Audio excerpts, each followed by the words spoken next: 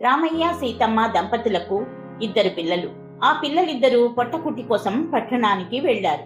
కొంతకాలానికి రామయ్య సీతమ్మ తీర్థయాత్రలు చేద్దామనుకొని ఒక్కసారి పట్నంలో ఉన్న పిల్లలను చూద్దామనుకున్నారు. కూల్ డ్రింక్స్ మరియు ఐస్ క్రీమ్ షాప్ నడుపుతున్న పెద్ద కొడుకుని కలిసి విషయం చెప్పి దేవుణ్ణి నీ కోసం ఏం కోరుకోవాలి అని అడిగారు. అందుకు అతను, ఎండాకాలం ఎక్కువగా ఉండేలా కోరండి, అప్పుడు నా వ్యాపారం బాగా నడుస్తుంది అని అన్నాడు. తర్వాత దుప్పట్లు మరియు రగ్గుల షాపు నడుపుతున్న చిన్న కొడుకుని కలిసి అదే విషయం అడగ్గా, చలికాలం ఎక్కువగా ఉండేలా ప్రార్థించండి, అప్పుడు నాకు మంచి లాభం ఉంటుంది అన్నాడు. ఇద్దరి కొడుకుల భిన్నమైన కోరికలు విని రామయ్య అయోమయంలో పడ్డాడు. అప్పుడు సీతమ్మ నవ్వుతూ, ఇద్దరు బిడ్డల కోరికలే ఇలా అయితే సకల ప్రాణకోటికి తండ్రి అయిన పరమాత్మ తన పిల్లల విభిన్నమైన కోరికలను ఎలా తీరుస్తాడు?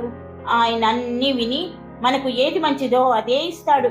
మనం కోరాల్సిందల్లా మంచి బుద్ధిని ప్రసాదించి ధర్మ మార్గంలో నడిపించమని. వీడియో నచ్చితే లైక్ చేయండి, సబ్స్క్రైబ్ చేసుకోండి.